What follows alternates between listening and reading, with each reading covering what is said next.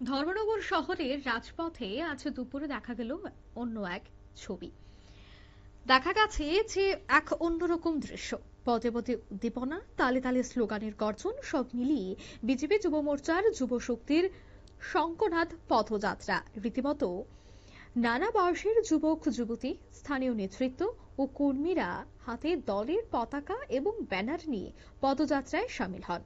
এদিনের এই বিশাল পদযাত্রায় নেতৃত্ব দেন বিজেপি জেলা সভাপতি কাজল দাস।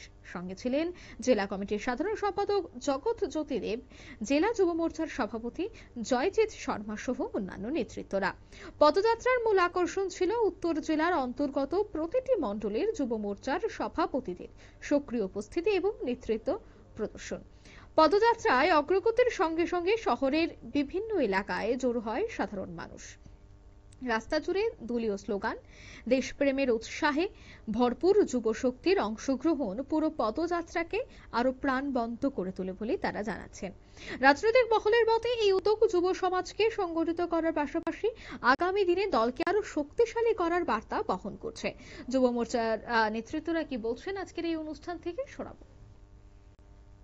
ধর্মনগরে দেখতে পাচ্ছি যুব সংগঠন থেকে উত্তর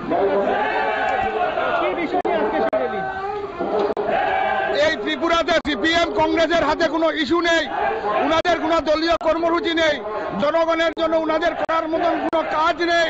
শুধু বিজেপি, নরেন্দ্র মোদী এবং মানিক শাহর বিরুদ্ধে কুৎসা রটানো হচ্ছে উনাদের কাজ। তাই আজকের যুবকরা এই সিপিএম কংগ্রেসকে জানান দেওয়ার জন্য যে এই রাজ্যের হাজারো হাজারো যুবকরা ভারতীয় জনতা পার্টির জন্য জান জীবন দিতে প্রস্তুত। তাই আজকের যুবক আমরা শক্তি প্রদর্শন করছি আমাদের শঙ্খনাদের মাধ্যমে। আজকে আমরা যুবকরা শঙ্খনাদ করেছি যে এই রাজ্য থেকে সিপিএম কংগ্রেসকে ধুয়ে মুছে সাফ করে দেব। এই আগামী এডিসি নির্বাচন, আগামী মিউনিসিপাল নির্বাচন এবং 2028-এ। সবাইকে নমস্কার।